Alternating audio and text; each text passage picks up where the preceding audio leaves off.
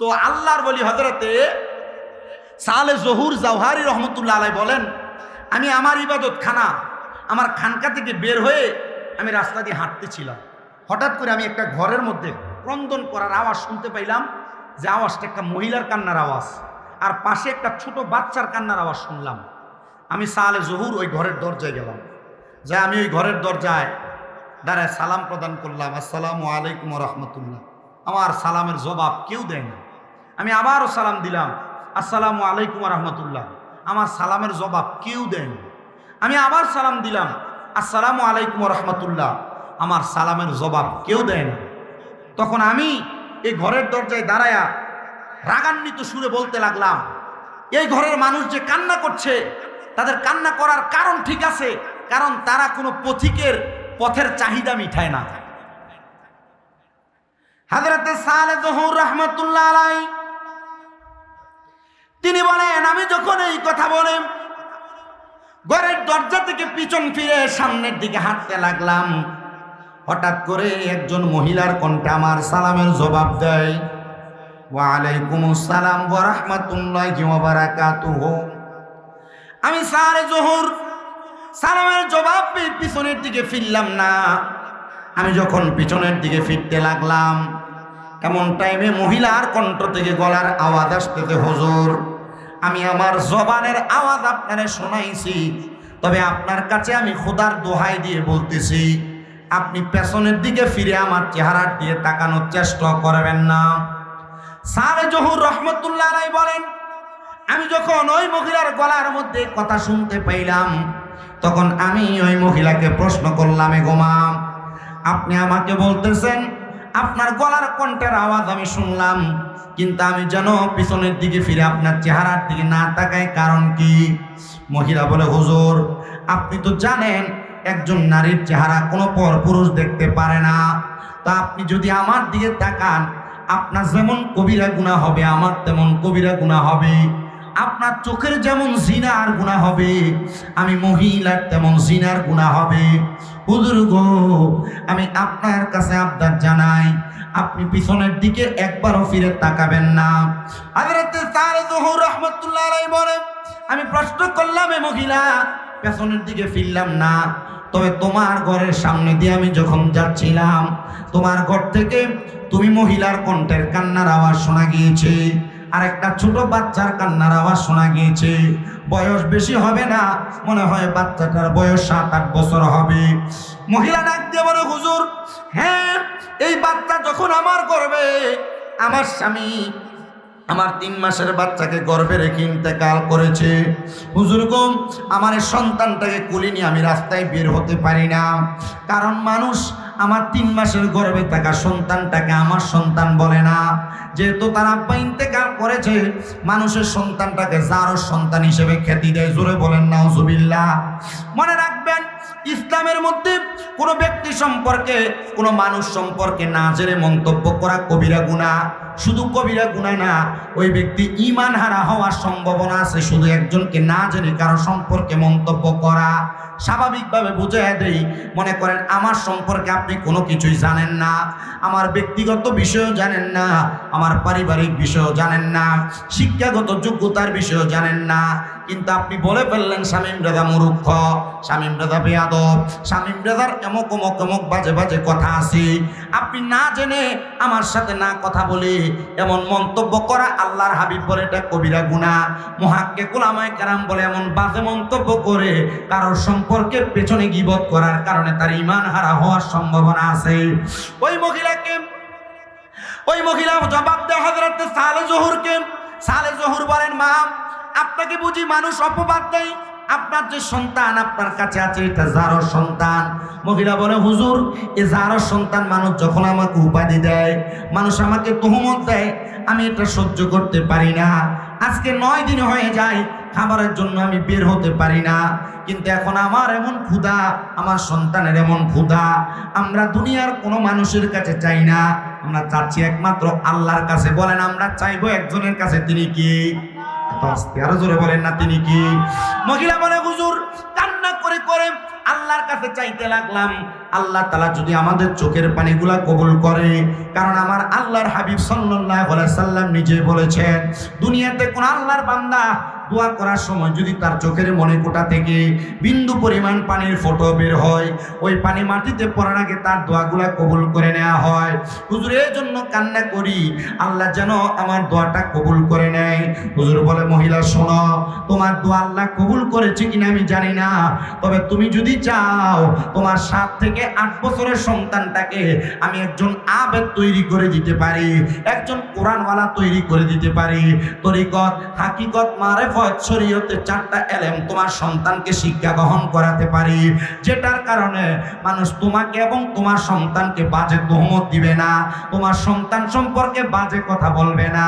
হযরত সালেহ জহুরের কথা শুনে মহিলা বলে, হুজুর আপনি কি আমাকে আমার সন্তানকে জারজ বলবেন না? আপনি যে ডাইরেক্ট বলতেছেন আপনি আমার সন্তানকে শরীয়ত, তরিকত, হাকিকত, মারেফত 4 প্রকারের ইলম শিক্ষা দিবেন। হুজুর বলেন, হ্যাঁ। মহিলা, তোমার কোনো বাজে মন্তব্য এটা আমি বরদাস্ত করব না। তুমি যদি তোমার সন্তানকে আমার কাছে আমানত হিসেবে দাও, আমি তোমার সন্তানটাকে কোরআন সুন্নাহ শিখিয়া উপযুক্ত সন্তান হিসেবে মানুষের কাছে প্রেজেন্ট করব। মহিলা বলে, হুজুর তাওয়াক্কালতু আলাল্লাহি ওয়া রাসূলিহি, আল্লাহ এবং তার রাসূলের প্রতি তাওয়াক্কুল করে, আল্লাহ এবং তার রাসূলকে ভয় করে আমার সন্তানকে আমি আপনার হাতে তুলে দিলাম। আপনি আমার সন্তানটাকে একজন আবেদ বানান, একজন সলে বানান, একজন আলেম বানান। মহিলা সর্বপ্রথম আলেমের কথা বলেন নাই, মহিলা আগে বলেছেন আবেদ বানানোর জন্য, সলে বানানোর জন্য, তারপর বলেছেন আলেম বানানোর জন্য। কারণ এলেম ওয়ালা আলেম আর নেককার আলেম দুইটা দুই রকম। এলেম সবার আছে, কিন্তু এলেম অনুযায়ী আমল সবার নাই। মহিলা বলেন, হুজুর আপনি আগে আমার সন্তানটাকে আমলওয়ালা বানান, তারপর এলেমওয়ালা বানায়েন, তাইলে আমার সন্তানের ভিতরে এলেম আমলের কারণে টিকে থাকবে। জুড়ে পড়েন মারহাবা। এই জন্য যারা তরিকত গ্রহণ করে, বলেন যারা কি গ্রহণ করে? তরিকত গ্রহণ করে। তরিকত গ্রহণকারীদের কলবটা সর্বপ্রথম যখন গ্রহণ করে এটা থাকে অন্ধকার। বলেন এটা কি থাকে? অন্ধকার। কিন্তু তরিকত গ্রহণ করার কারণে তাদের অন্ধকার কলবটা আলোকিত হয়। কি হয়? আস্তে কইলেন, কি হয়? আলোকিত হয়। তরিকত গ্রহণ করার পর অন্ধকার কলবটা যখন আলোকিত হয়, এবার এই আলোকিত পরিষ্কার কলবটার ভিতরে আমল রাখা যায়। তখন তরিকতের পীর, তরিকতের মাশায়েখ, তরিকতের শায়েখ আমাদেরকে কিছু তালিম দেয়, তারবিয়ত করে। তালিম দিয়ে আমাদেরকে বলে, বাবা 5 ওয়াক্ত নামাজ পড়বেন, ফজরের আগে তাহাজ্জুদ পড়বেন, ফজরের পর ইশরাক পর দুহার নামাজ পড়বেন, মাগরিবের পর আওয়াবিন পড়বেন, রাত্রবেলা ফজরের পূর্বে রাত্রবেলা জিকির আজকার করে তারপর ঘুমাইতে যাবেন, ইস্তেগফার পড়বেন। এগুলো হচ্ছে তালিম। এই তালিমগুলো দেওয়ার পর আমাদের আমলগুলা বাস্তবায়ন হয়। দেখবেন এই আমলগুলা বাস্তবায়ন হওয়ার কারণে অনেক মানুষ যদিও কোরআন হাদিস না শিখে, কিন্তু তরিকত গ্রহণ করে তরিকতের আমলগুলো পুঙ্খানুপুঙ্খানুভাবে আদায় করার কারণে ওই মানুষগুলো কামেল হয়ে যায়। কি হয়ে যায়? আসতে কইলেন, বলেন না কি হয়ে যায়? কামেল হয়ে যায়। এই কামেল হওয়াতে একটা লাভ আছে। কি লাভ? উনি যদিও দুনিয়া না পায়, তরিকতপন্থী মানুষ বেশিরভাগ, আমি একবার সবার কথা বলছি না, তরিকতপন্থী মানুষ বেশিরভাগ, অনেকেই দেখবেন যারা ধরেন বক্সিয়া দরবার, মাঝিবান্ডার দরবার, শাহপুর দরবার, বিভিন্ন দরবার, এক কথায় যত দরবার আছে দরবারের বায়াত যারা, ওনাদের মধ্যে বেশিরভাগ দেখবেন দুস্থ গরিব আছে। গরিব গরিব না, বেশিরভাগ গরিব। বলে, হুজুর তো পয়সাওয়ালারা কেন তরিকত গ্রহণ করে না? না, এদেরকে সম্পদ, টাকা, ধন দৌলত তরিকতের পথ থেকে দূরে রাখছে, কারণ এদেরকে এদের সম্পদ অন্ধ বানায় দিছে। কি বানায় দিছে? অন্ধ বানায় দিছে। সম্পদ যাদেরকে অন্ধ বানায় দেয়, টাকা পয়সা যাদেরকে অন্ধ বানায় দেয়, দুনিয়া যাদেরকে অন্ধ বানায় দেয়, তারা কখনো তরিকত গ্রহণ করতে পারে না। আর যদিও গ্রহণ করে, তরিকতের আমলগুলো ঠিকভাবে করতে পারে না। এজন্য আমি হিসাব মিলে দেখলাম, যত বড় ধনী তত বড় বেনামাজি, যত বড় ধনী তত বড় বেনামাজি, যত বড় টাকাওয়ালা তত বড় বেনামাজি, যত বড় সম্পদওয়ালা তত বড় বেনামাজি। আবার দেখলাম যত বেশি গরিব তত বেশি বিনয়ী, যত বেশি গরিব তত বেশি আল্লাহ পাওয়ার চেষ্টা, যত বেশি গরিব তত বেশি তরিকতপন্থী, যত বেশি গরিব তত বেশি দেখলাম আল্লাহ এবং আল্লাহ রসুলের পথ তালাশকারী। বলে হুজুর এই কথা বলে আপনি ধনীদেরকে সম্পদওয়ালাদেরকে অ্যাঙ্কার করলেন? না, কাউকে অ্যাঙ্কার করি নাই। তবে এই কথা বুঝাইতে চাইছি, আল্লাহ পাওয়ার চেষ্টা যদি ধনী করে, আল্লাহ পাওয়ার চেষ্টা যদি গরিব করে, আল্লাহ রসুল পাওয়ার চেষ্টা যদি সব শ্রেণীর মানুষ করে, চাইলেই আল্লাহ এবং তার রাসূলকে পায়। কিন্তু চেষ্টা করে না বিদায়, চেষ্টা করে না বিদায় পায় না। চাইলে আপনার এলাকার কৃষক আল্লাহ পাইবে, চাইলে আপনার এলাকার একবার রিক্সার ড্রাইভার অটো চালায়, সেও যদি চেষ্টা করে আল্লাহ রসুলকে পাবে। কিন্তু তার চেষ্টা নাই বিদায় সে পারে না। বলে চেষ্টা কোনটা? এই চেষ্টাটা যে করবে, চেষ্টার নিয়ম সে জানে না। এই চেষ্টার নিয়ম শিখার জন্য দরবার, চেষ্টার আল্লাহ রসুলকে পাওয়ার চেষ্টার নিয়ম শিখার জন্য দরবার। তো আপনারা অনেকেই বলেন যে হুজুর আমি তো তরিকত গ্রহণ করছি, কেউ বকশিয়া দরবার, কেউ এই দরবার, কেউ সেই দরবার, বিভিন্ন দরবারে মুরিদ আছি আমরা। তো হুজুর আমরা কেন আল্লাহ রসুল পাই না, অথবা আমরা কেন রসুলের দিদার পাই না? হ্যাঁ, আপনি পান না এই কারণে, কারণ আপনি বায়াত হইছেন। বায়াত হওয়ার পরে আপনার পীর, আপনার মাশায়েখ যিনি, ওনার কাছে আপনি খাসভাবে কখনো বসেন নাই, খাসভাবে কখনো বসেন নাই। খানকায় বসছেন, মাহফিলে বসছেন, উরুসে বসছেন, মিলাদে বসছেন, কিন্তু আল্লাহর ওলিদের সাথে যারা খাসভাবে বসে, আল্লাহর ওলিরা তাদেরকে রাত্রিবেলা, আল্লাহর ওলিরা তাদেরকে গোপনে এমন কিছু বিষয়ের এলেম তাদের সিনা বসিনা, নজর টু নজর দান করে। এই সিনা টু সিনা এলেমটা তাদেরকে দুনিয়া থেকে আখেরাত পাওয়ার, আল্লাহ রসুল পাওয়ার মাধ্যম হিসেবে কবুল করে। সবাই পড়ে না আমিন। তো এটা পাওয়ার দুইটা মাধ্যম। বলেন কয়টা মাধ্যম? দুইটা মাধ্যম। একটা হলো ফানাফিল্লা, একটা হলো বাকাবিল্লা। বাকাবিল্লা অনেক উপরের দরজা। ফানাফিল্লার জগৎ অর্জন ছাড়া বাকাবিল্লা কেউ পৌঁছাইতে পারে না। এ ফানাফিল্লা এটা দুইটা প্রকার। কয়টা প্রকার? দুইটা প্রকার। ফানাফিল্লার দুই প্রকারের, এক প্রকার হলো ফানাফির শায়েক, আর একটা হলো ফানাফির রসুল। বলেন ফানাফির শায়েক, ফানাফির রসুল। ফানাফির রসুল পর্যন্ত ওই ব্যক্তি ততক্ষণ পৌঁছাইতে পারে না যতক্ষণ সে ফানাফির শায়েকে কামেল না হয়। ফানাফির রসুল পর্যন্ত ওই ব্যক্তি ততক্ষণ পৌঁছাইতে পারে না যতক্ষণ পর্যন্ত ওই ব্যক্তি ফানাফিস শায়েক না হয়। তো ফানাফিস শায়েক কি? ফানাফিস শায়েক হলো আপনি যেই পীরের হাত ধরে বায়াত গ্রহণ করেছেন, ওই পীরের সুরতে আর সিরতে ফানা হয়ে যাওয়া। কিভাবে? এ ফানাফিস শায়েক দুই প্রকার। এক প্রকার হলো সুরতে ফানা, আরেক প্রকার হলো সিরতে ফানা। সুরতে ফানা হলো আপনার পীর যেমন টুপি পরে আপনি তেমন টুপি পরবেন, আপনার পীর যেমন পাঞ্জাবি পরে আপনি তেমন পাঞ্জাবি পরবেন, আপনার পীর যেমন হাঁটে আপনি তেমন হাঁটবেন, আপনার পীর যেমন চলে আপনি তেমন চলবেন। এটা হলো সিরতে ফানা, এটা হলো সুরতে ফানা। পীরের সুরতে সুরত গ্রহণ করা। এটা বকশিয়া দরবারে টুপি পরছেন না আপনারা কেন? আপনার পীর পরে এই জন্য। এটা সুরতে পানা। এটা কি?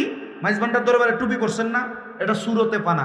আপনার পীরের সুরতে সুরত ধারণ করা, এটার নাম সুরতে ফানা। এটা যদি অর্জন করতে পারেন, দ্বিতীয়ত আপনাকে সিরতে ফানা অর্জন করা লাগবে। সিরতে ফানা কি?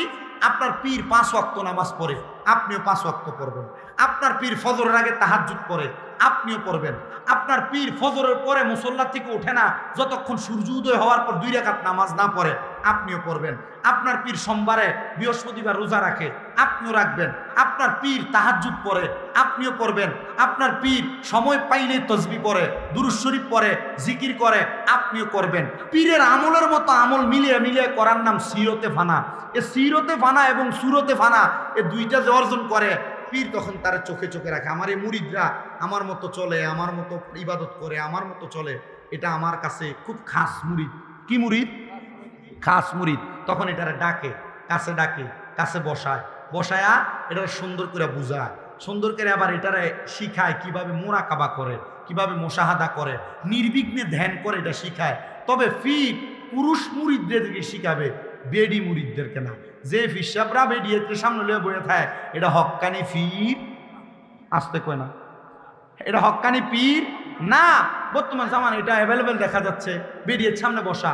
হক্কানি পীর কখনো মহিলাদেরকে তার সামনে নিবে না, মহিলাদেরকে তার সামনে। বলে হুজুর মুরিদ না, আল্লাহ রসুলের দরবারে যাইতেন, পর্দার আড়ালে থাকতেন। নবীজির রিয়াজুল জান্নাতে 3টা গাছ, উস্তুনে হান্নানা, উস্তুনে আহাদা, উস্তুনে আয়েশা, এই 3টা গাছের উস্তুনে আহাদার নিচে আমার নবী বসতেন, আর উস্তুনে আয়েশার মধ্যে মহিলারা থাকতেন। পর্দার অন্তরাল থেকে নবী যা বলতেন মহিলারা তা বলে এইগুলোর উপর আমল করতেন, নবীজির সম্মুখে আগমন করতেন না।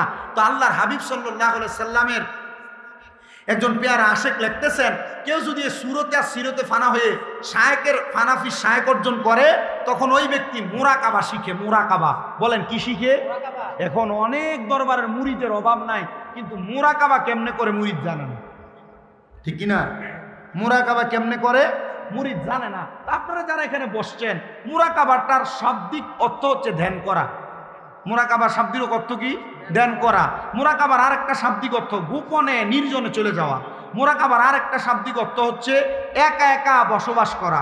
মুরাকাবার আরেকটা শাব্দিক অর্থ হচ্ছে মাওলাকে তালাশ করা। মুরাকাবার আরেকটা শব্দ হচ্ছে বান্দা আল্লাহকে পাওয়ার চেষ্টা করা। তা আমরা স্বাভাবিক অর্থ বুঝে নেই।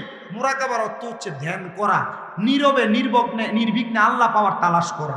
তো বান্দা যখন ফানাফি শায়েক অর্জন করে, বান্দে ফানাফি শায়েক অর্জন করার পর বান্দারে তার শায়েকে মুরাকাবার সিস্টেম শিখায়। কিভাবে?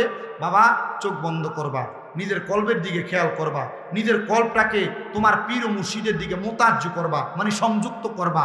তোমার পীর ও মুর্শিদের কলব তোমার তরিকতের ইমামের দিকে মোতাজ্জ হবে। ওই তরিকতের ইমামের কলব সেই তরিকতের যত ইমাম আছে সবাই একসাথে সংযুক্ত হবে। ওই তরিকতের ইমামের কলব তোমার রসুলে পাকের রওজা মুবারকে মোতাজ্জ হবে।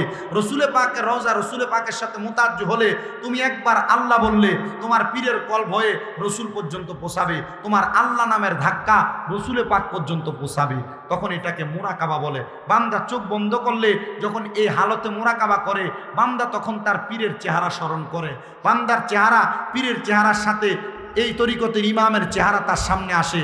আস্তে আস্তে বান্দা এই মুরাকাবায় নীরবে নির্বিঘ্নে আল্লাহকে তালাশ করার চেষ্টা করতে করতে যখন কলবের মধ্যে সেই কলব জারি হয়ে যায়, বান্দা চোখ বন্ধ করলে রসুল দেখতে পায়।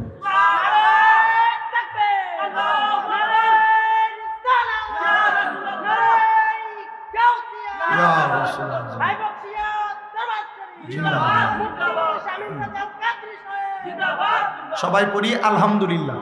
তা আমরা যারা মুরিদ হইছি, আমাদের রসুল পাওয়ার চেষ্টা আজ পর্যন্ত নাই। রসুল পাওয়ার চেষ্টা আজ পর্যন্ত নাই। বান্দার কলব জারি হয়ে গেলে বান্দা রসুল দেখতে পায়। আর এটাকে বলে ফানাফির রসুল। এটার কি বলে? ফানাফির রসুল। ফানাফি শায়েক অর্জন করা ছাড়া কোনো মানুষ ফানাফির রসুল অর্জন করতে পারে না। নিজের পীর ও মুর্শিদকে খুশি করা ছাড়া রসুল পর্যন্ত কেউ পৌঁছাইতে পারে না। বলে পীর ধরো কেন? আমাদেরকে বলে না পীর পূজারি, মাজার পূজারি। তা আমরা পীর ধরি এই জন্য যেন আমরা রসুল দেখতে পাই। কারণ আমরা বিশ্বাস করি আতিউর রসুল ওয়া উলিল আমরি মিনকুম। আয়াতের এতটুক বলে আতিউল্লাহ ওয়া আতিউর রসুল ওয়া উলিল আমরি মিনকুম। আয়াতের শুধু অর্ধেক থেকে বোঝেন ওয়া আতিউর রসুল ওয়া উলিল আমরি মিনকুম।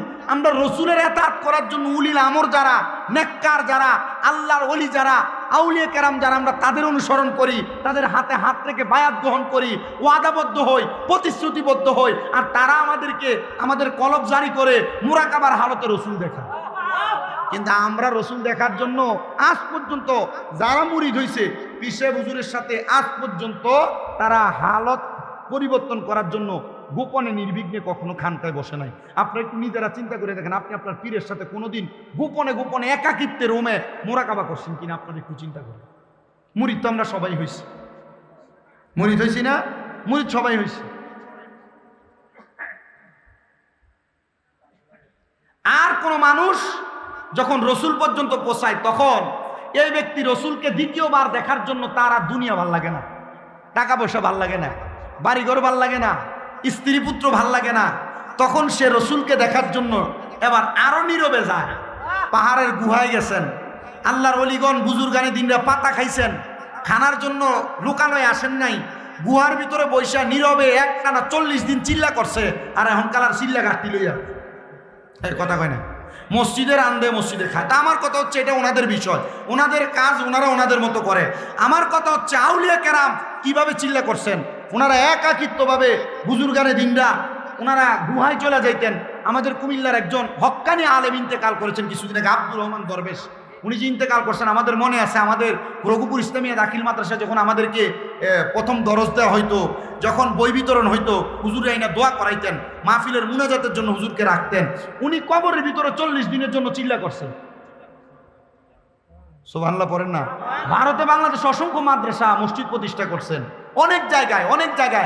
আব্দুর রহমান দরবেশ রহমতুল্লাহ আলাইহি উনি একই অল্প কিছুদিন আগে একটা ঘরোয়া মজলিসের মধ্যে উনি বলতেছিলেন যে বাবা আপনি যত কিছু করেন যদি আপনি বাকাবিল্লার জগতে না পৌঁছাইতে পারেন আমি মনে করি সে কামেল না। হ্যাঁ, মানুষ হইলেও কামেল না, পীর হইলেও কামেল না, হুজুর হইলেও কামেল না। আমি চুপ করে তাকায় রইলাম, আমি তাকে হাসিও না কিছু বলিও না। তো একজন আল্লাহু আকবার কয়ে উঠছে। তো উনি জিজ্ঞাসা করলেন, এই আল্লাহু আকবার বলছো কেন? আবেগ দেখাও, আল্লাহু আকবার কেন বলছো? বলছে বাজান বলছি আপনার কথাটা ভালো লাগছে। ভালো লাগলে হবে না, যতক্ষণ পর্যন্ত বাকাবিল্লা পর্যন্ত না পোষাও। তোমার পীর কে, তোমার শায়েখ কে? উনি এভাবে বলছে, হুজুর আমি তো আপনার কাছে থাকি, মাঝে মাঝে আপনার কাছে আসি, আমি তো আমার মা বাবা আছে এই জন্য আমি বায়াত নেই না। মা বাবা আছে এই জন্য বায়াত নেই না মানে মুড়ি ধই না। দেখবেন আমরা সমাজে লম্বা লম্বা কথা কয়, হঠাৎ করে বিদেশ থেকে আয়া মা বাবা আছে ফিরসব ধরবো, কিন্তু মা বাবা তো বড় ফির হয় না। এ বোকা, সে বোকা যে বলে যে মা বাবা আছে পীর ধরবে কেন, মা বাবাই বড় পীর। তার মতো বোকা পৃথিবীতে নাই। আরে বেটা, মা বাবা তোমাকে দুনিয়া শিখাবে, মা বাবা তোমাকে দুনিয়ায় লালন পালন করবে, দুনিয়ার সম্পদ দিবে, দুনিয়াতে মানুষ করবে, কিন্তু হক্কানি পীর তোমাকে দুনিয়া না আখেরাত দেখাবে। হক্কানি পীর কি দেখাবে? আখেরাত দেখাবে। তখন আব্দুর রহমান দরবেশ রহমতুল্লাহ তিনি বলছিলেন যে বাবা এগুলো একটু মাইনার চইল, এগুলো একটু বুঝো। ফানাফি বাকাবিল্লার জগতে না পৌঁছাইতে পারো, ফানাফির রসুল পর্যন্ত পৌঁছাও। তো ফানাফির রসুল পর্যন্ত পৌঁছাইতে পারো না, ফানাফির শায়েখ হও। তোমার শায়েখ যিনি, যে কোনো একজনকে অনুসরণ করো। বলে হুজুর শায়েখ অনুসরণ করবো, আমরা সমাজে তো শায়েখকে অনেকে অনুসরণ করে। আরে বর্তমান ঘুমটলা শায়েখ না, ঘুমটলা শায়েখরা এই তো এই দিদ্রে কাফের বলতে নারাজ। আর এই দিদ্রে যে কাফের বলে না, সে আফতা কাফের। ঘুমটওয়ালা শায়েখরা এসে যদি প্রশ্ন করে যে ইয়াজিদ কাফের ছিল কিনা, এ বলবে না, ইয়াজিদকে কাফের বলা যাবে না, ইয়াজিদ হাফেজে কোরআন, ইয়াজিদকে কিভাবে কাফের বলে? ইয়াজিদের কোনো দোষ ছিল না ইমাম হুসাইনের শাহাদাতের পেছনে। এরা ঘুমটা দিয়ে শায়েখ দাবি করে। আল্লাহর কসম, ইয়াজিদকে কাফের বলতে যার গায়ে লাগে সে পাক্কা কাফের। ইয়াজিদকে রহমতুল্লাহ আলাইহি বলে। আমাদের কথা হচ্ছে ইয়াজিদকে আপনি রহমতুল্লাহ আলাইহি বলে আপনি কাকে প্রমোট করতে চাচ্ছেন? ইয়াজিদকে কাফের না বলে আপনি কাকে প্রমোট করতে চাচ্ছেন? এজন্য শায়েখ মানবেন কোন শায়েখ? যে শায়েখ আমাদেরকে হিদিনা সিরাতাল মুস্তাকিম দেখায়, যে শায়েখ আমাদেরকে জান্নাতের রাস্তা দেখায়। এ শায়েখ আর অন্য কেউ না, যারা আমাদেরকে ইসলাম শিখাইছে, আমাদের পরনে ধুতি খুললে আমরা লুঙ্গি পরাইছে। আউলিয়া কেরাম, শাহজালাল ইয়ামিনীর উদ্দেশ্যরী প্রত্যেকটা পীর মাশায়েখ, ওনারা আমাদের শায়েখ, ওনারা আমাদের তরিকতের ইমাম, ওনারা আমাদেরকে ফানাফি শায়েখের জগৎ থেকে ফানাফির রসুল পর্যন্ত পৌঁছাইতে পারবে। আর যারা তরিকতকে ভণ্ডামি বলে এরা পাক্কা ভণ্ড, কারণ এরা ইসলামকে জানেও না, বুঝেও না। যাদের কারণে ইসলাম পাইছে এদেরকে অমান্য করার চেষ্টা করে, মানুষের কাছে ইহুদি নাসারাদের একটা আলাদা এজেন্ডা বাস্তবায়ন করতে চাচ্ছে। আপনারা কি কথা বুঝতে পারতেছেন? আউলিয়া কেরামের পথ থেকে আমাদেরকে যারা দূরে রাখতে চায় এরা আসলে ভালো জিনিস করতে চায় না। এরা আউলিয়া কেরামের দরবার, মাজার, ভণ্ডামি, এটা সেটা বলে বলে আমাদেরকে পীর, মাজার, আউলিয়া কেরাম থেকে দূরে সরায়া আমাদেরকে খারাপ পথ দেখাতে চাচ্ছে। আসলে এরা তরিকতের ভালো চায় না, ইসলামের ভালো চায় না। আল্লাহ আমাদেরকে ভালো পথে কবুল করেন। সবাই পড়েন আমিন। সবাই মোহাব্বতে দুরূদ শরীফ পড়েন আল্লাহুম্মা।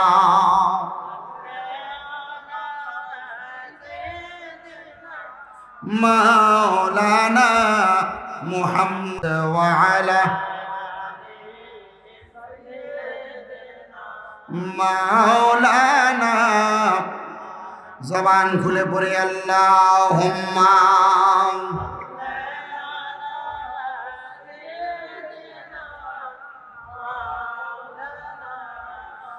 মুহাম্মদ ওয়া আলা আলি সাইয়্যিদিনা।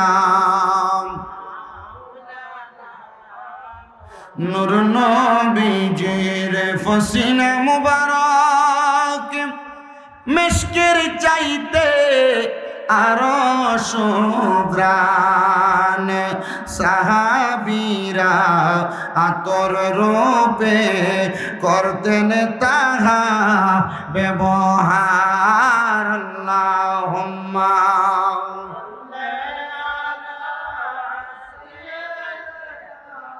মাওলানা মুহাম্মদ ওয়া আলা আলি সাইয়্যিদিনা।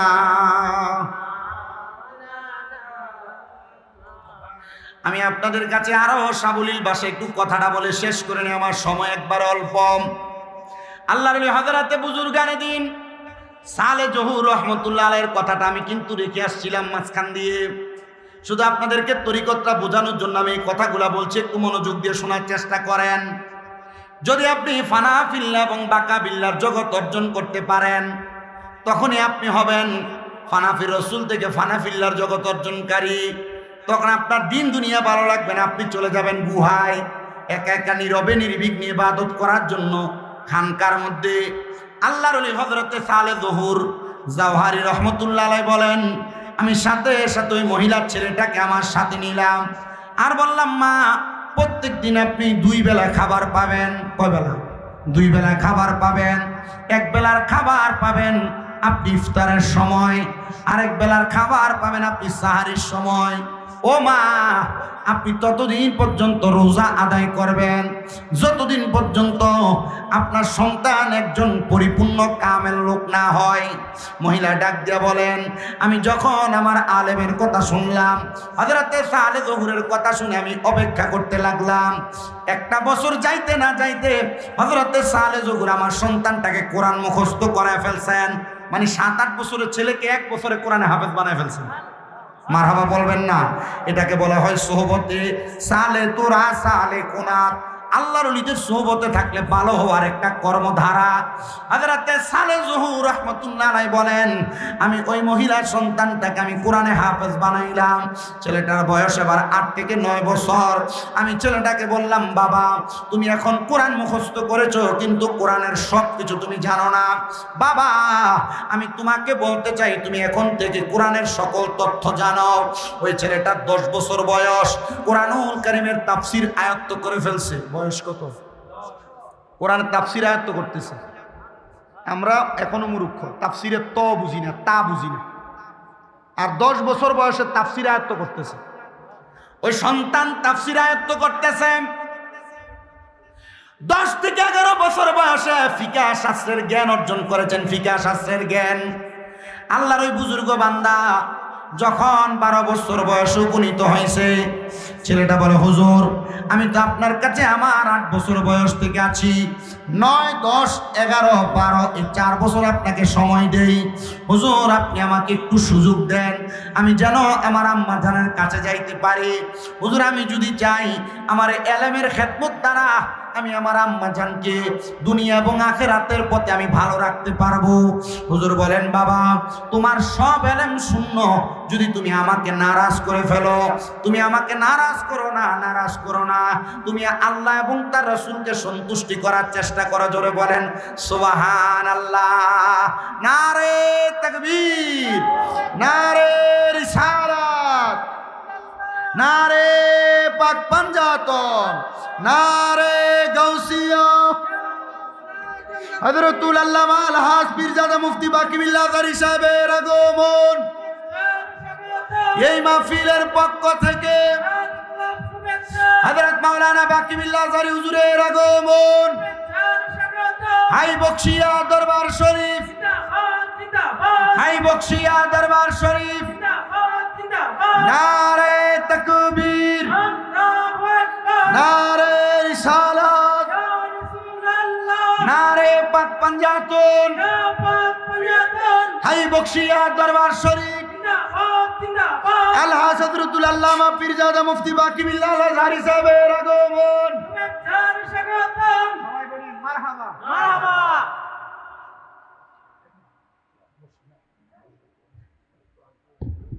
সবাই বলি মারহাবা। আমার মনে হয় 2 মিনিটে শেষ হবে না হুজুর, আমি 10 মিনিট, আমি 2 মিনিটে করি। হুজুর আসতে আপনারা খুশি হয়েছেন না? আলহামদুলিল্লাহ পড়েন। মাইজবান্ডার দরবার শরীফের কতিপয় আলেম নয়, বনায় ধরা কয়েকজন আলেমের মধ্যে উনি একজন। আলহামদুলিল্লাহ পড়েন। এটা মাইজবান্ডার দরবারে, আবার আপনাদের উত্তরগ্রাম দরবার এটা আবার আলাদা, ওনাদের দরবার এটা আলাদা, কিন্তু মাইজবান্ডার দরবারের হাতে গোনা কয়েকজন প্রখ্যাত আলেমের মাঝে উনি একজন। উনি এসে উপস্থিত হয়েছেন, আপনাদেরকে নিয়ে 2 মর্তবা কথা বলবেন, আপনারাও শুনবেন।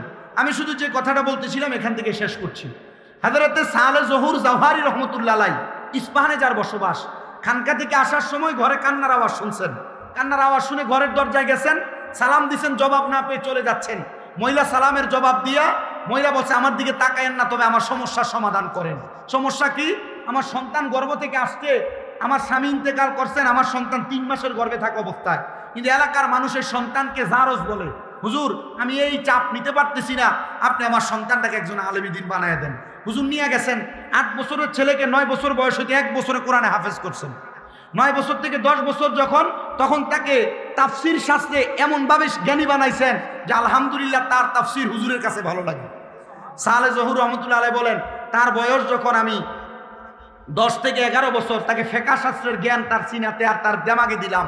দেওয়ার পর সে যখন কথা বলে তার কথা ভালো লাগে।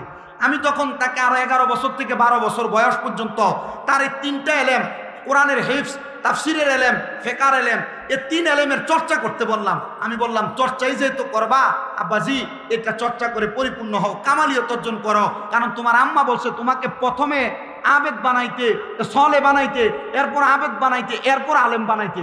কারণ এলেম আমল ছাড়া শূন্য, এলেম আমল ছাড়া শূন্য। আমি বলছিলাম আলেম হাজার হাজার, আলেম লাখ লাখ, আলেম বহু বহু, কিন্তু এলেম আমলওয়ালা, এলেমওয়ালা, আমলওয়ালা, এলেমওয়ালা আলেম খুব কম। কারণ ইয়াজিদের দলে ছিল 7,000 কোরআনে হাফেজ, 7,000 কোরআনে হাফেজ, 3,000 মুফতি মুহাদ্দিস। তো এগুলো যদি এতগুলা থাকে, তার মানে কি ছিল না? আমল ছিল না, আল্লাহর হাবিবের মুহাব্বতের ধারাবাহিকতা ছিল না। তখন এই ছেলে 12 বছর বয়স পর্যন্ত একটানা খেদমত, 12 বছর বয়স পর্যন্ত, 12 বছর বয়সে বলছে, হুজুর আমাকে আমার আম্মার সাথে দেখা করতে দেন। বলছে, না তুমি যাইতে পারবা না, তোমার বয়স এখনো পরিপূর্ণ হয় নাই, কারণ বালেক পরিপূর্ণ হয় নাই। তখন এই ছেলে হুজুরকে ওভারটেক করে মাকে দেখতে গেছে। যে দেখছেন মা ঘরে আসছে, কিন্তু মা তারে জিজ্ঞাসা করছে, তোমার হুজুরের অনুমতি নিয়ে আসছো কিনা? আম্মা জান, আপনি জানেন কিভাবে? আরে বেটা, তোর হুজুর যে আমাকে বলছিল আমি আমার ঘরে থেকে 2 বেলা খাবার পাবো, কেউ তো আমার ঘরে খাবার দিয়ে যায় না।